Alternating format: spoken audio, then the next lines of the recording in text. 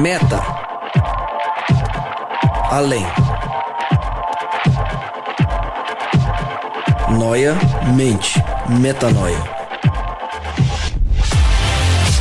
Além da mente, além do pensamento, mais longe do que estou, muito mais do que sou. Novas ideias, novas convicções. Relevância.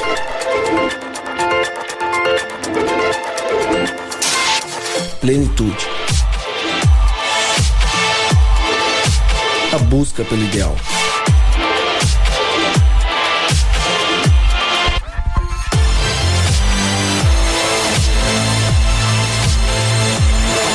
Metanoia. Expanda sua mente.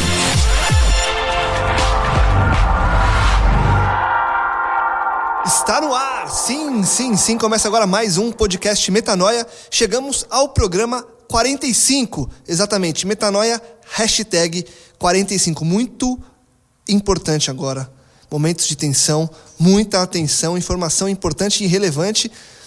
O senhor sabe, Rodrigo Maciel, que vamos completar 1 ano de vida? É mesmo? É. Quando? Dia 19/7 faz 1 ano que a gente gravou o primeiro Metanoia ao vivo no link da Nova Semente. Ah, moleque! Você acredita nisso? 1 ano? 1 ano. Só pela misericórdia, Lucão. Você viu? Sucesso, né? Só por Deus. Só por Deus. E pelo Juan. Não, o Juan é um sucesso. O Juan é monstro. Pra quem não sabe, agora são 9h20 da noite de uma quinta-feira, a gente tá gravando aqui, ó. Juan é um monstro. E o Juan na sua 16ª hora do turno. Isso porque ele já trabalhou 24 horas seguidas ontem. O homem que nunca dorme. Nunca dorme. Então é uma homenagem a ele hoje, esse podcast Metanoia número 45. Uma salva de palmas para o podcast Metanoia. Ano. E para o Juan. E para o Juan, por favor. Aqui, ó. Como eu sempre digo, meu nome é Lucas Vilches e estamos juntos nessa caminhada. Lembrando a você que toda terça-feira, às 8 da noite, um novo episódio é lançado. Para você acessar todo o nosso conteúdo, vá direto no nosso website, feito pelo nosso amigo. Hoje é o Jabá dos amigos, né? O Jabá do Metanoia, Jabá do Juan e Jabá do Juninho agora. Grande Juninho faz o nosso website, portalmetanoia.com. Então você entra lá no nosso site e veja todo o nosso conteúdo que fizemos até hoje. Lembrando que se você tem algo a falar, sugestão, crítica, um convite, enfim, um pedido, escreva para nós, podcastmetanoia@gmail.com. Queria fazer um pedido, aproveitar que você falou do nosso site, Lucas. Isso. O pessoal que tá ouvindo a gente aí, você que ouve a gente pelo SoundCloud, você tem a opção e a possibilidade de deixar comentários em trechos específicos do texto, né? Trechos específicos do áudio.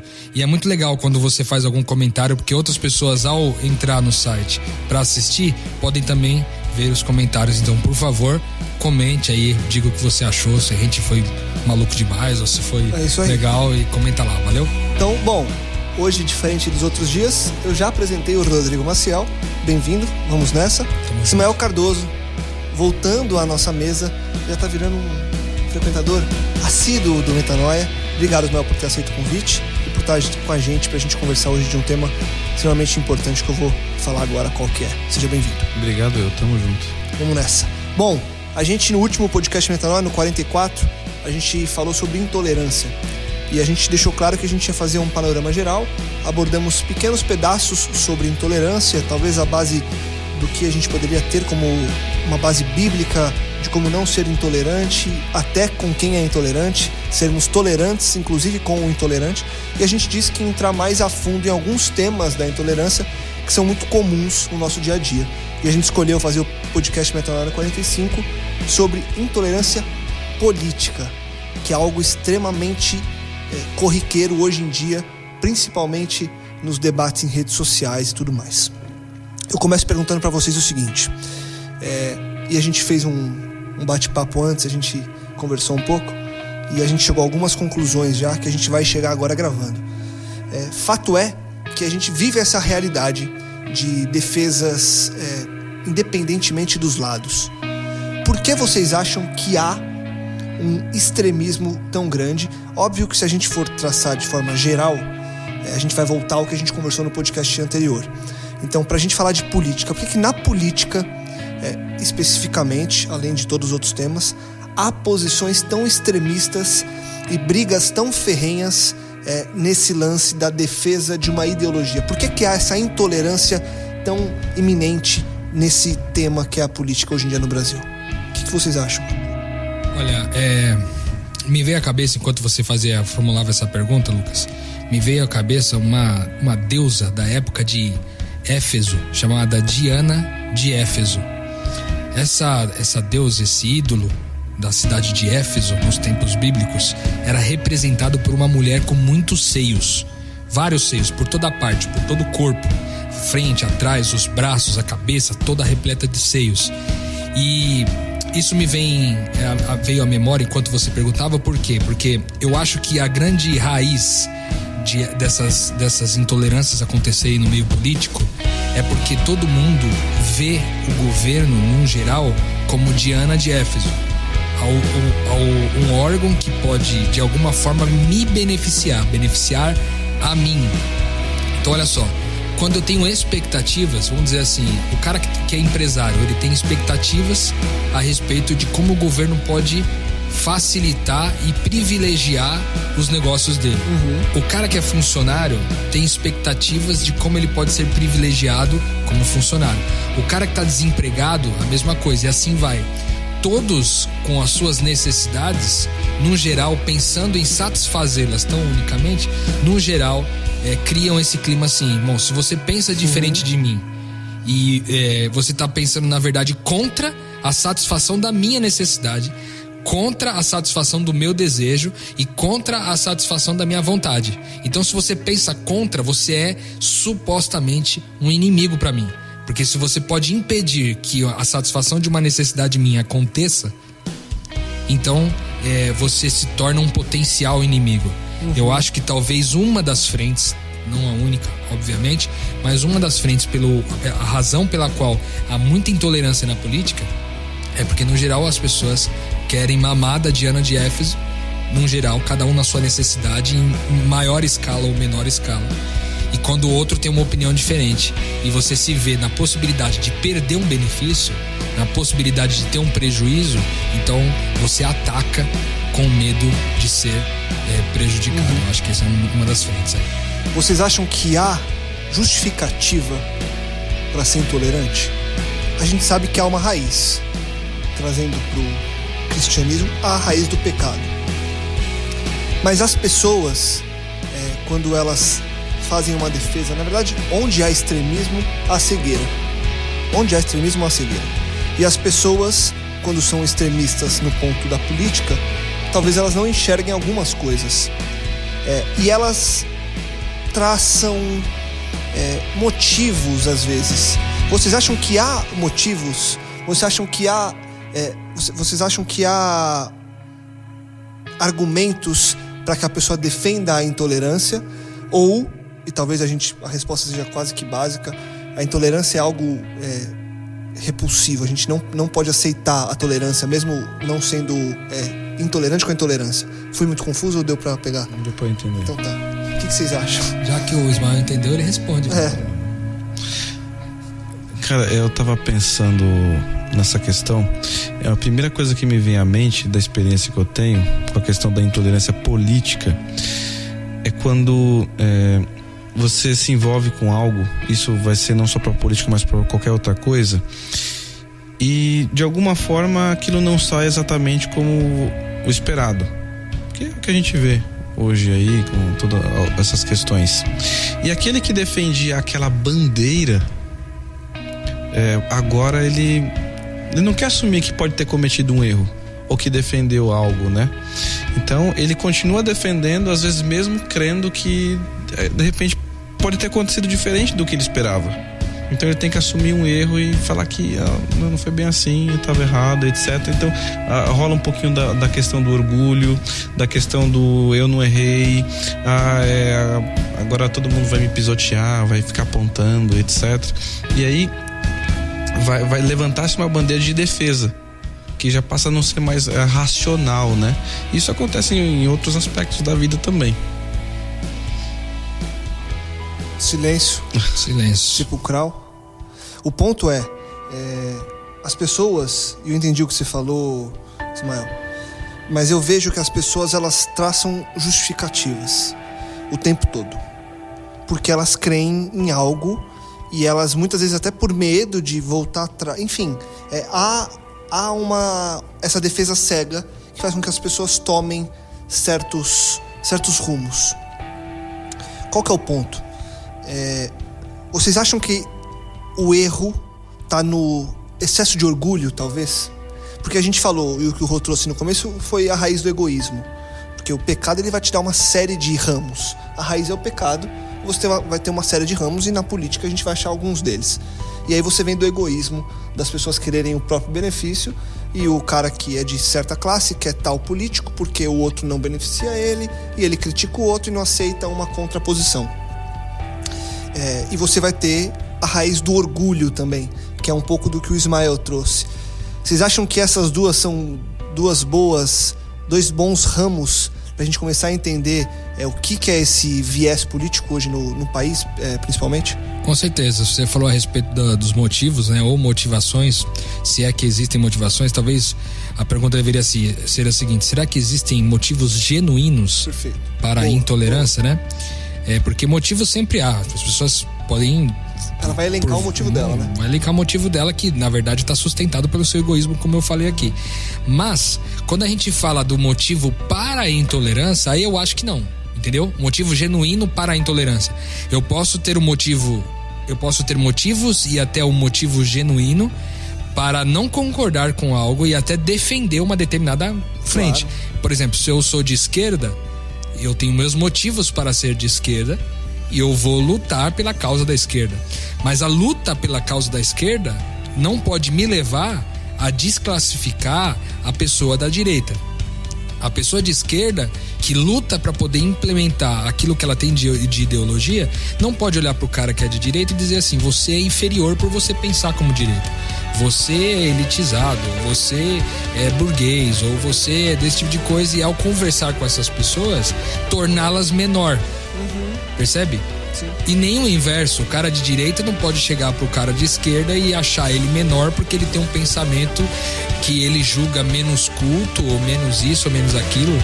Nós não estamos falando aqui, não estamos entrando no mérito, né, de que esquerda ou direita se é culto, se não é, até porque nós temos muita cultura em ambos os lados, né?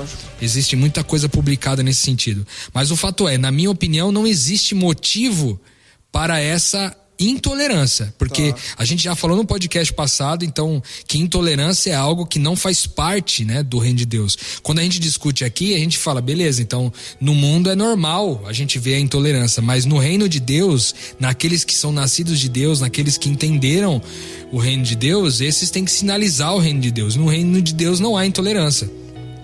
Então, não há, na minha opinião, respondendo a tua pergunta, não há motivos para ser intolerante, mas certamente há motivos para você lutar pela sua causa, né? Às vezes a gente fala disso e às vezes se perde no seguinte sentido: às vezes tem muitos cristãos que acham que cristão não deveria se envolver com a política. Eu discordo muito. Por quê? Porque se nós estamos falando de reino de Deus, a gente saiu dessa perspectiva do cristianismo se limitar a uma igreja, que o reino de Deus é algo que permeia na sociedade de maneira invisível, né? E é quase que uma ética de sabotagem em todas as frentes, no trabalho, na família, no trânsito, na sociedade, na associação, com o síndico do prédio, na reunião que acontece lá no condomínio, enfim, qualquer lugar, absolutamente qualquer lugar, é lugar para se fazer o reino de Deus. Então por que na política não? Por que na liderança de questões públicas não ter o reino de Deus, sendo que em todas as áreas o reino de Deus tem que estar envolvido? Então o ponto na minha opinião, eu creio que nós temos que ser envolvidos com política sim. E não que isso signifique que todos nós tenhamos que ser envolvidos com isso. Acho que tem pessoas, cada pessoa com o seu dom, né? Cada pessoa traz o seu dom, à frente do seu dom, e aí tem que viver de acordo com isso daí. Então, eu acho que esse é um ponto de vista respondendo a sua pergunta. Você tocou num ponto, Rô, que é muito interessante, que é o seguinte: há esse envolvimento na política, e muita gente diz que nós não deveríamos, eu já ouvi falar muito sobre isso. E há também aquelas pessoas que são mais visíveis no mundo da política sendo cristãos e defendendo um raciocínio cristão. O que vocês acham disso? Porque qual que é o ponto aqui? Você tem entre nós que não somos políticos uma simples defesa de uma ideologia, certo? Então, por exemplo, o Ismael pode ser mais apegado a ideologias centro-direita. Tô chutando, tá, Ismael? Não tô... E o Rô pode ser mais apegado a ideologias centro-esquerda. Beleza. Isso vai fazer com que eles, dentro da intolerância, sejam incompatíveis por serem intolerantes dentro desse sistema. Agora, quando a gente vai lá em cima, no político, e aí eu achei interessante que você trouxe desse lance do envolvimento do político com a religião, da religião com a política, existem representantes religiosos na política que não dá nem pra falar da intolerância, porque acho que vem antes da intolerância. Eles tentam impor na sociedade, em vez de sabotá-la, de ir colocando aos poucos os princípios cristãos, eles tentam impor essa vontade. Eles, de maneiras das mais diversas, a gente tem dezenas de exemplos. O que vocês acham disso? Como deveria, talvez, e acho que a gente está aqui para opinar, se a posição de um cara que crê no reino de Deus, um cara que crê que ele pode ser uma luz do evangelho no cenário público, qual deveria ser a posição desse cara frente à sociedade, sabendo que a gente vive numa sociedade extremamente liberal, extremamente deixa rolar, não, tem que ser, aceita, vive, enfim. Como que vocês acham que seria algo mais aceitável para o povo com relação a isso? Já que a gente está falando do ponto de vista de um país, o Brasil, um país laico, né? Subentende-se que não deve haver proselitismo, né? Extremo, né? Então, na minha visão, o cara que ele tem a visão do reino, né? Que ele entra na política com a visão do reino, não é o cara que vai entrar lá para ficar pregando para ninguém. Pelo menos não com palavras, percebe? Mas eu acho que é a implementação dos valores, né?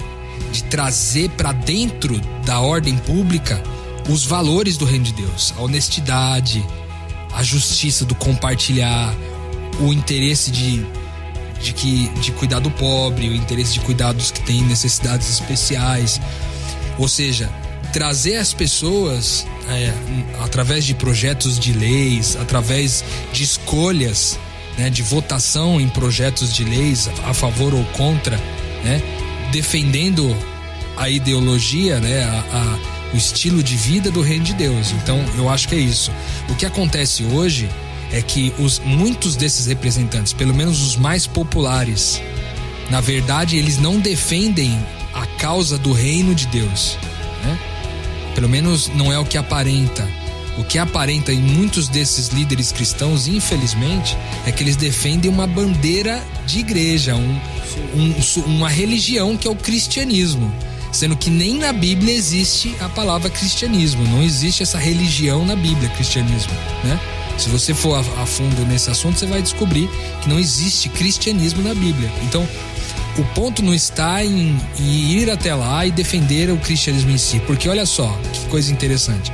Esses caras que foram colocados lá, muitos deles foram colocados pela massa evangélica. E a massa evangélica no país, ela está atrelada ao evangelho pregado na televisão. E nós já falamos isso aqui em programas anteriores, que o evangelho pregado na televisão não necessariamente é o evangelho que está na Bíblia, né? A gente já falou sobre isso aqui. Esse lance da teoria da teologia da prosperidade, esse lance da intolerância com o pecado do outro, esse tipo de coisa não está na Bíblia, não faz parte do reino de Deus, mas é pregado por esses caras. Por quê? Porque eles defendem uma classe de pessoas que votaram nele e que creem nisso. Sim. Entendeu? Então o problema está em a gente conseguir olhar para esses líderes religiosos que hoje são os mais populares e encontrar neles uma visão e uma mentalidade do reino de Deus. Na minha visão, pelo menos os mais populares, eu não vejo como pessoas tão inseridas assim nesse entendimento do reino. Porém, certamente, dentre todos os políticos que estão lá, certamente nós temos alguns representantes que são muito fiéis ao reino de Deus. Você sabe qual que é? Pensando diretamente na intolerância, uma coisa que me veio à cabeça sabe por que nós criticamos tanto? Vem uma notícia de política, que a gente faz? Critica, seja ela qual for, você vai se posicionar, vai dar sua opinião, vai reclamar, vai esbravejar, etc. Só que, vamos partir do princípio, o que é um político? Um representante do povo.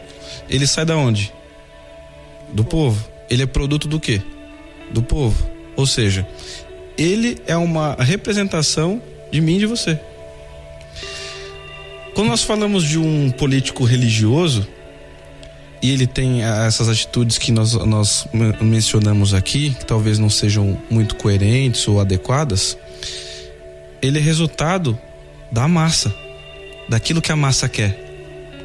Se você tem um político, e o que se mais fala hoje é um político corrupto, ele é um resultado da massa.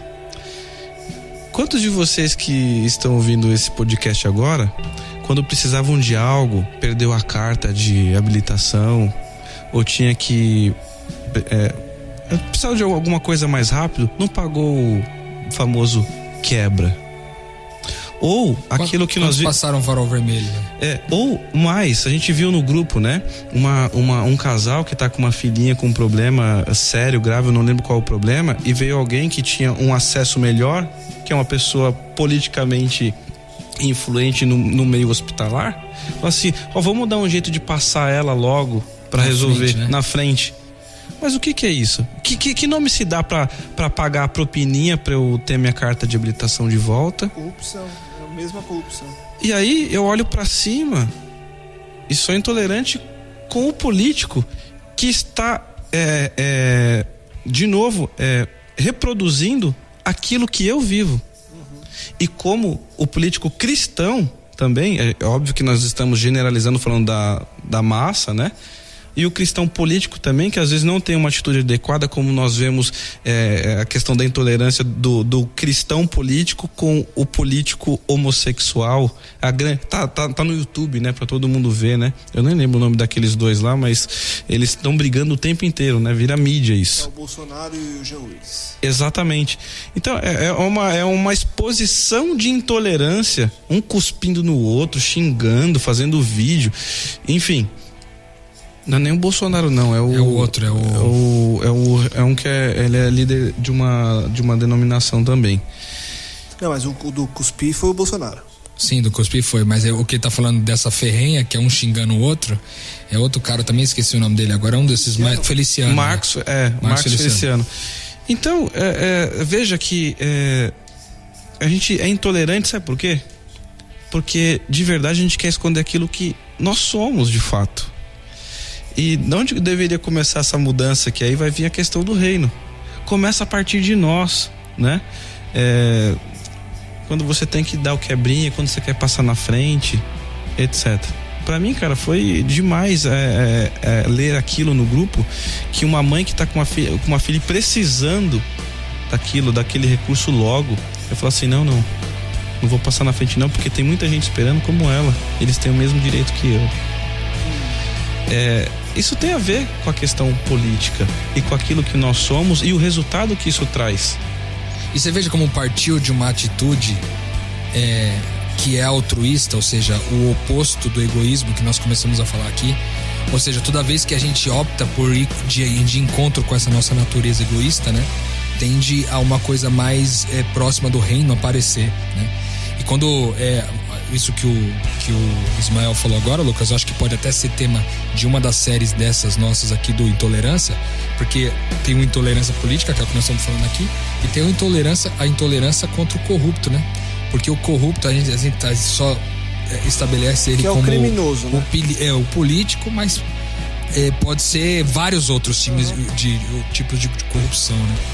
Então eu penso isso. Agora eu queria dizer duas coisas aqui, Lucas, que eu acho que são importantes no processo de vencer a questão da intolerância, né?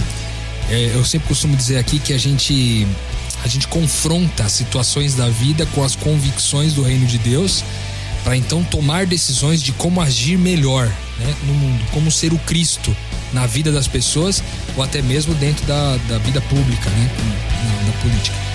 Então, tem duas coisas que eu selecionei aqui que eu queria dizer para vocês, alguns textos bíblicos que vão tratar a respeito de como a gente deve lidar com as autoridades. E aí vai envolver o seguinte, até que a gente estava falando sobre isso aqui offline, né? Sobre aquela questão assim, bom, eu lutei pela ideologia de colocar a direita no poder, mas a esquerda venceu. Vamos supor, um exemplo poderia ser o inverso. Mas nesse exemplo, eu sou da direita e lutei e a esquerda foi pro poder. E agora, como eu ajo, né? Aí tem um texto bíblico em Tito 3:1 que diz assim, ó: lembra-lhes que se sujeitem aos que governam, as autoridades, sejam obedientes e estejam prontos para toda a obra. Ou seja, aqui a Bíblia está trazendo em Tito 3:1 uma orientação de que a gente deve se submeter, a gente deve se sujeitar às autoridades, sejam elas quem forem, né?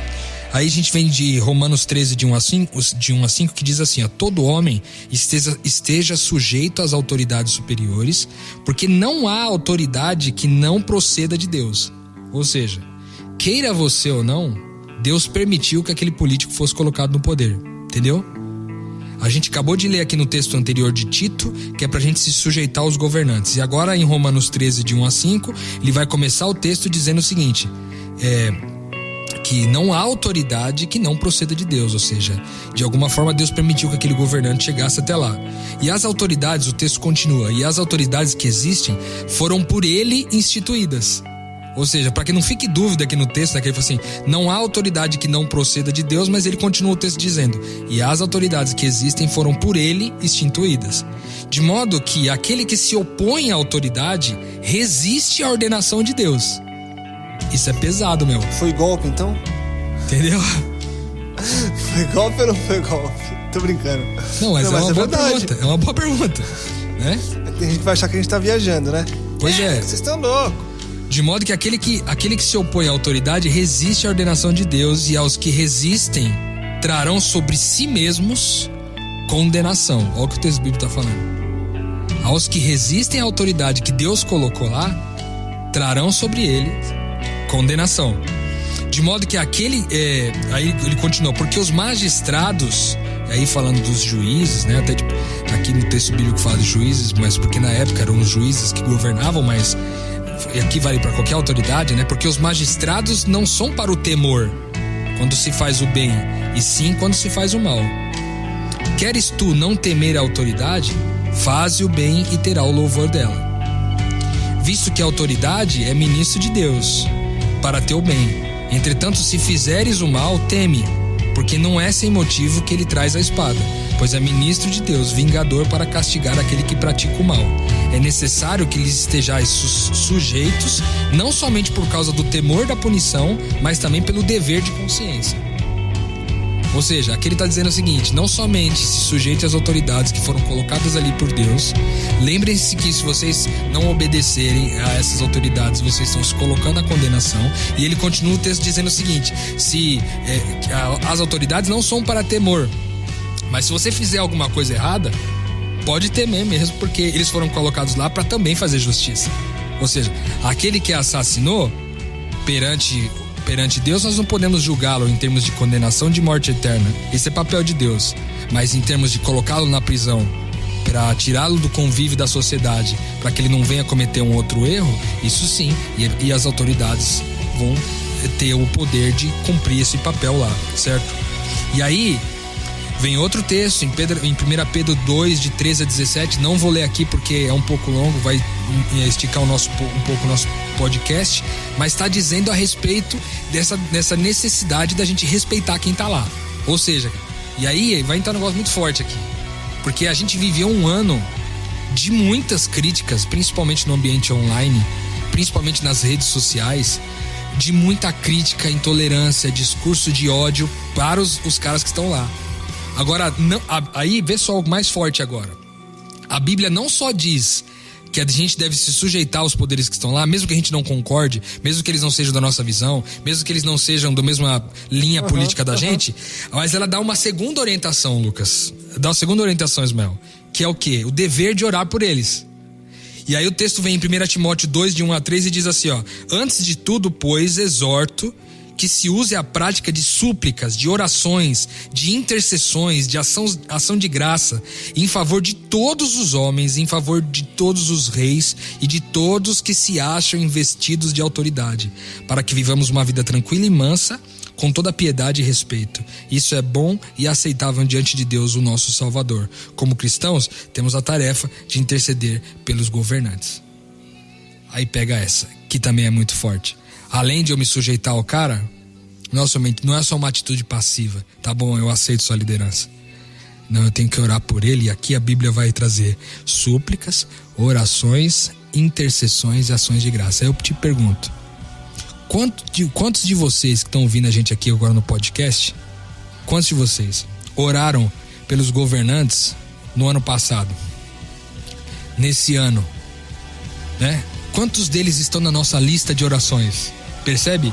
Mas a Bíblia traz a oração e ela diz que a consequência de um povo que ora pelos seus governantes é a paz, meu.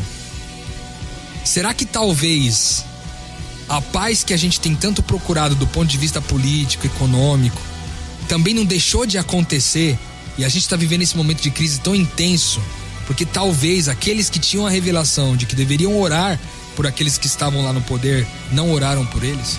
Você acha que, só um segundo, Ismael, a gente falou de egoísmo, para que a gente seja extremamente prático, e isso é extremamente prático o que você falou, Rô. A gente falou de egoísmo, a gente falou de orgulho. Vocês acham que nisso que você está falando agora, Rô, tem um terceiro ponto, que é a independência de Deus?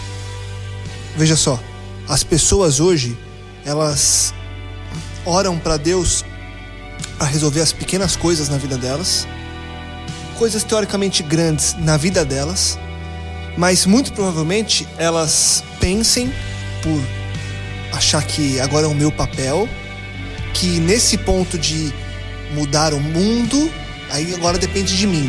Vocês acham que falta mais confiança com relação das pessoas com relação a esse tema? Confiança em Deus. Confiança do seguinte: cara, eu não gosto do governante X. Mas ele foi eleito. Deus, faz o que for melhor, cuida dele e que dê tudo certo. Sabe o que acontece aí? Boa levantada. Eu acho que a gente faz exatamente como o Jonas fez. Entrou lá, vamos usar o atual, entrou a Dilma e eu não queria que a Dilma entrasse. A gente faz como o Jonas.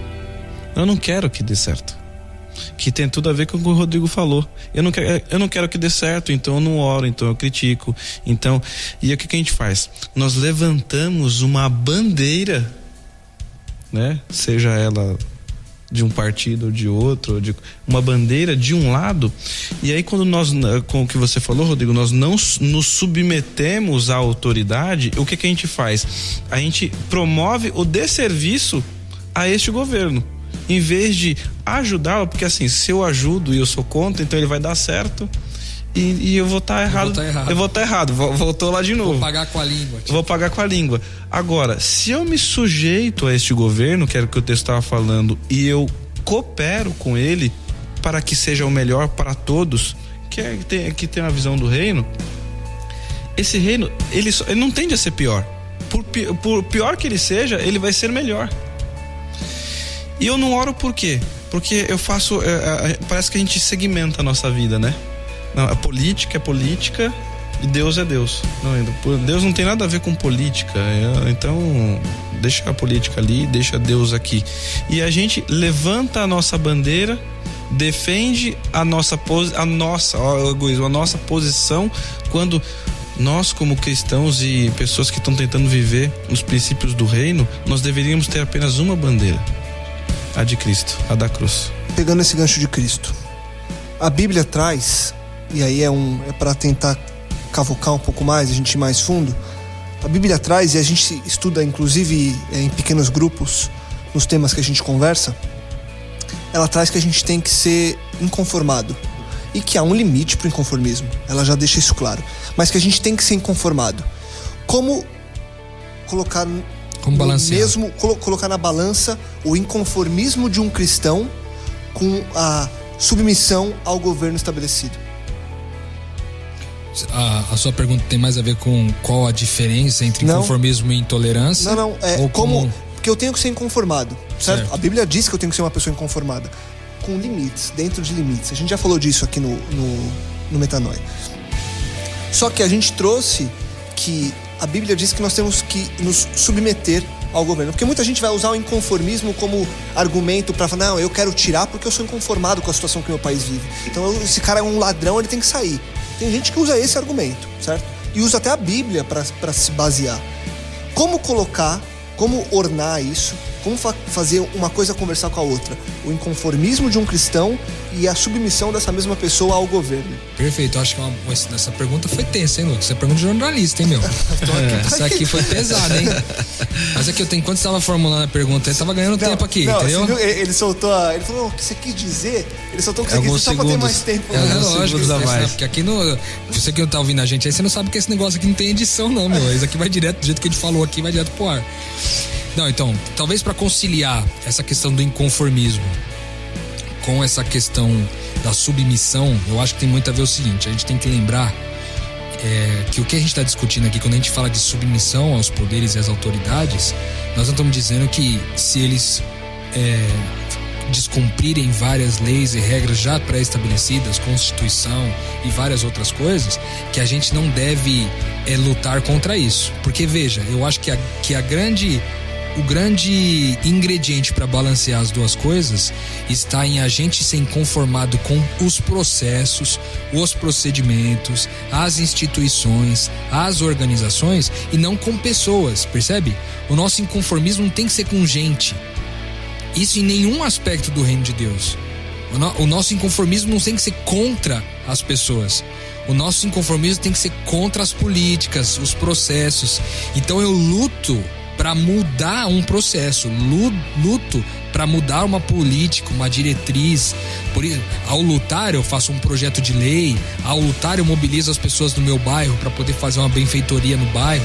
Ao lutar, entendeu? Sim, não perfeito. É que a gente está lutando contra o político, a gente está lutando contra as instituições, procedimentos, processos e diretrizes que ele estabeleceu ou que já vinham estabelecidas de um outro governo. E talvez de maneira prática isso, né? Porque muita gente simplesmente fala, isso aqui tá errado, safado, pilantra, e aí ele coloca o inconformismo dele sem agir, né? E acho que talvez aí esteja um dos pontos, né? Ele até pode ser inconformado contra as instituições e as práticas, mas se ele realmente estiver disposto a ajudar de alguma forma, né? Exatamente. A gente até acho que falou sobre isso no podcast de inconformismo, se eu não me engano foi até o Dan que citou, que ele diz o seguinte: a grande diferença do inconformismo para a intolerância é que o intolerante pensa em si próprio e o inconformismo pensa no outro, né? Então assim, eu tô inconformado porque esses caras que precisam de emprego não podem ficar desempregados, porque como que eles vão sustentar a família deles, entendeu? Então eu luto inconformado, eu ajo, eu saio da minha zona de conforto e faço algo em prol daquele processo mudar. Mas isso não vai fazer de mim alguém desobediente às coisas que já estão em processo, entendeu? Até porque, como você mesmo disse, Lucas, você colocou os ingredientes lá, os itens pelas quais levam as pessoas a serem intolerantes, e uma delas que você colocou foi a falta de confiança em Deus. Então, se Deus permitiu que o cara fosse colocado no poder lá, então eu vou fazer o meu melhor dentro do que for possível. Mas também você é inconformado com o fato de que, se ele agir com políticas, processos, diretrizes ou coisas do tipo que prejudicam outras pessoas, eu vou agir em prol desses processos, diretrizes e políticas, ou talvez até leis, sejam mudados para que as pessoas possam viver num ambiente de mais paz, né? Então, é lutar contra os processos, contra coisas inanimadas e não contra coisas animadas, né? Vivamente uma coisa que tem muito a ver com a vida cristã. Quando alguma coisa ela começa a dar errado no teu ponto de vista, qual que é a primeira coisa que a gente pensa em fazer? Descartar. A gente quer tirar. E falando de reino, quando alguma coisa tá dando errado, o que a gente tenta fazer? Ajudar para que ela melhore, para que ela tome um rumo, um rumo melhor. Toda vez que a gente fala de política e a gente traz uma crítica, eu às vezes costumo, nas minhas conversas de política, fazer a pergunta: mas qual seria a sua sugestão para esta questão. Se assim não foi bom, de que maneira nós poderíamos ajudar? De que maneira poderia ser melhor? Isso, eu tô falando isso para que a pessoa que tá ouvindo, e certamente ela tem algum tipo de intolerância como nós temos, nós falamos disso, né? Antes aqui em off, todo mundo tem um pouco. Quando acontecer essas situações, se coloque nesse ponto. O que eu poderia fazer para ajudar? O que eu poderia fazer para mudar? Para colaborar, em vez de falar assim, não presta, sai, tira, muda, troca. Não presta, bandido, etc. Como poderia ser diferente?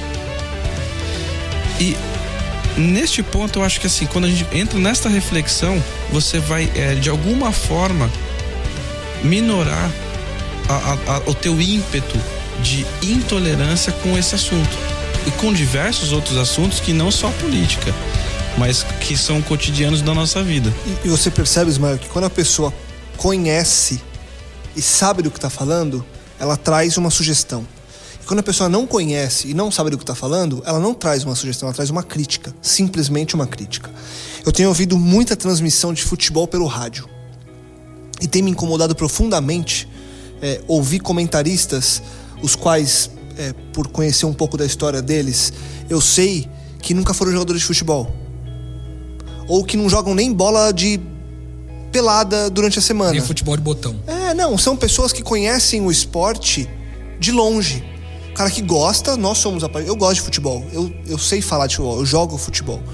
E não que eu seria um bom comentarista, mas as pessoas hoje, e há em vários setores da sociedade, pessoas que foram estabelecidas para comentar as coisas. E todo mundo hoje acha que tem que comentar as coisas. Então, o lance do comentarista de futebol me incomoda porque o cara critica um técnico de futebol. O cara fala mal de um técnico de futebol. Fala, esse cara, a atitude que ele tomou foi errada. Essa semana mesmo eu tava escutando, teve um clássico em São Paulo, e os caras no dia seguinte começaram a falar de uma substituição do técnico. Não, porque ele não deveria ter tirado o jogador, colocado o jogador tal, deveria ter colocado o outro. Aí eu fiquei pensando assim, eu falei, não, peraí. O cara é o técnico do time. E não é há um dia, 2 dias, o cara já é técnico do time há algum tempo. E o cara tomou aquela decisão, o cara não tomou a decisão porque, vai ele. O cara sabe o que fez, por mais que tenha dado errado. Onde eu quero chegar com isso nessa comparação com a política? As pessoas acham que sabem tudo e apontam para o político achando que saberiam qual a melhor saída. Só que ninguém das pessoas que eu conheço estudou políticas públicas. Ninguém das pessoas que eu conheço estudou administração pública. Nem sequer trabalhou lá. Ninguém foi funcionário público. Ninguém trabalhou na engenharia de tráfego para saber como que é. Ninguém esteve submisso aos problemas e à estrutura que a sociedade brasileira vive no poder público para tomar as decisões e fazer o que faz. E aí o cara simplesmente olha para a corrupção, que é um grande problema? Óbvio que é. É o maior dos problemas. Eu creio que se o Brasil não fosse tão corrupto, a gente estava muito longe. É uma crença até óbvia, mas, enfim. O problema, na minha visão, é esse. E a gente falou disso no podcast anterior. Nessa sociedade de, entre aspas, comentaristas, todo mundo acha que tem uma opinião. E na política não é diferente. Então a pessoa olha uma faixa de ônibus e acha que a faixa de ônibus é um problema. A pessoa olha um político que fez tal coisa e ela acha que aquilo é um problema. Quando, na verdade, ela nem sabe da onde surgiu a ideia, o porquê que surgiu a ideia e qual que é o impacto que a pessoa quer que cause. Ela simplesmente, na convicção que ela tem de eu tenho uma bandeira, que foi o que o Romero trouxe, e eu quero defender essa bandeira, ela olha pro político do lado de lá e fala, isso é um absurdo. E de maneira irracional. Irracional. E da onde vem também não esteve presente, por exemplo, no caso dessa aí, vamos dar um exemplo bem prático, né, das ciclovias que colocaram em vários lugares. Tem várias críticas e várias boas referências a respeito das ciclovias que foram colocadas aqui em São Paulo. Esse é um caso bem típico. Quantas dessas pessoas estavam, por exemplo, no momento em que foi discutida essa lei lá na Câmara, né, dos vereadores de São Paulo? Quantos estavam lá para saber os prós e contras, o que as pessoas deram de opiniões, o que deram contra opiniões, né? Mas existem esses registros. Pois sim, é, a pessoa alguém leu? É isso. O grande ponto hoje, e aí é o que eu acho que a gente pode começar a fechar, porque no cenário político é o sinônimo da intolerância, é que há algo enraizado e pra mim o mais forte é esse lance do orgulho, de você falar, cara, é meu time e eu vou defender. E aí eu conheço pessoas que defendem um lado e por mais que saia uma notícia boa do lado oposto, ela não publica.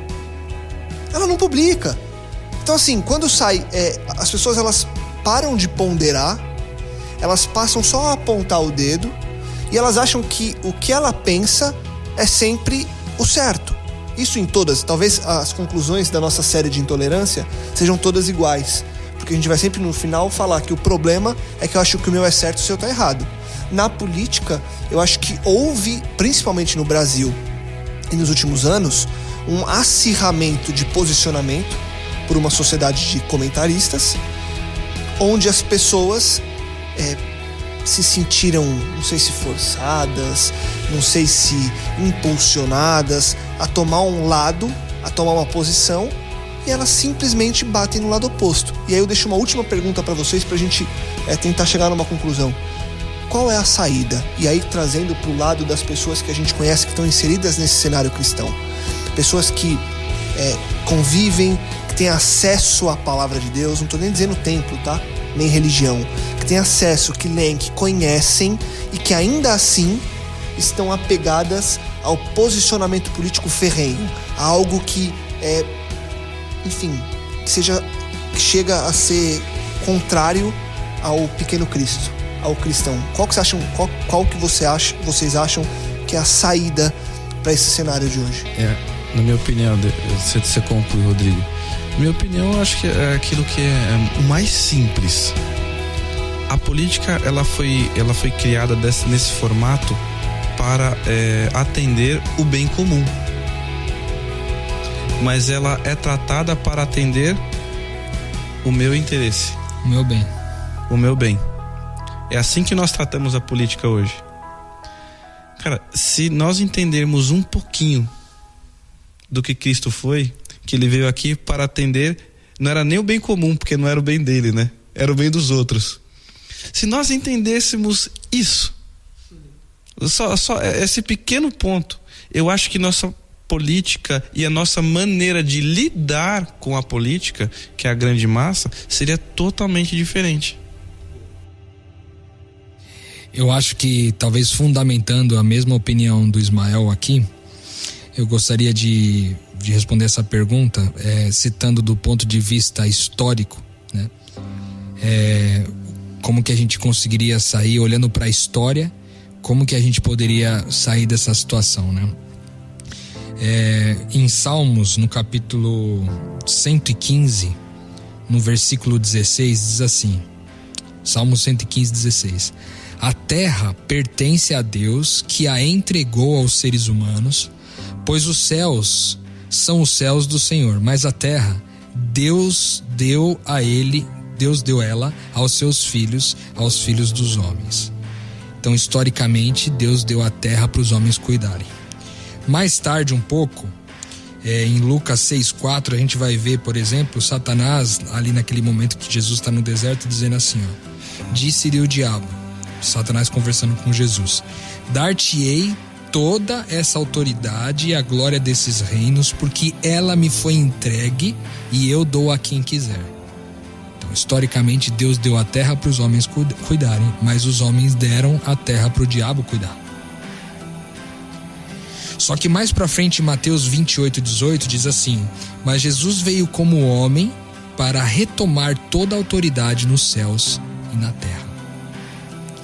Então, na sequência histórica, Deus deu a terra para o homem cuidar. Depois o homem deu a terra para o diabo cuidar. Mas depois que Jesus se tornou o Cristo na cruz, ele assumiu de volta para ele toda a autoridade nos céus e na terra.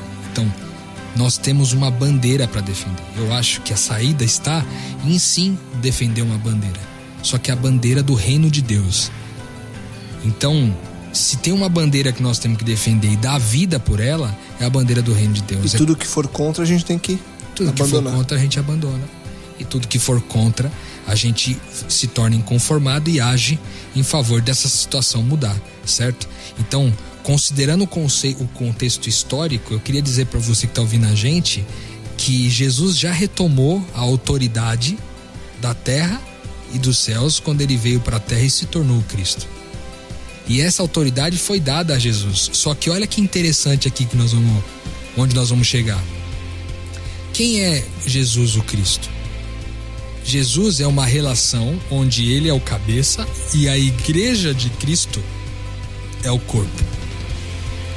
Então, em quem está, na mão de quem está o poder, a autoridade dos céus e da terra, aqui na terra especificamente, em quem está o poder? Jesus ascendeu ao céu quando ressuscitou e deixou o seu corpo, a sua igreja, aqui para que essa autoridade fosse manifestada. Nós o que isso quer dizer? Ação, né? Nós somos essa ação. A autoridade já está nas nossas mãos. Só que a forma de se fazer justiça e a forma de se fazer política não é essa política conhecida pelos homens, porque essa foi entregue ao diabo. Mas é a forma da gente, como a gente já disse aqui várias vezes, de sabotar muitas vezes o sistema atual, implementando sempre a bandeira do reino de Deus. Ou seja, como que eu posso... O Ismael resumiu tudo que eu falei aqui numa simples frase, né? Ele disse, se todo mundo entender que eu tenho que olhar o bem do outro, porque o Cristo que assumiu toda a autoridade de volta no céu e na terra é o Cristo do sacrifício, da entrega e da oferta. É o Cristo do pensamento do outro. Então aqueles que vivem essa vida pensando em beneficiar o outro, ou seja, bandeira do reino de Deus, certo? Esses estão cumprindo a vontade de Deus no mundo. Então, se tem como a gente sair dessa situação, é considerar que no contexto histórico esse poder já foi retomado, ele será retomado na sua plenitude quando Jesus voltar e nos levar daqui para refazer toda a terra e depois nos mandar de volta, certo? Mas nesse processo todo, a bandeira do reino de Deus certamente é a bandeira que a gente tem que defender. Amém, amém. Sigamos assim. Ismael, obrigado. Rô, obrigado.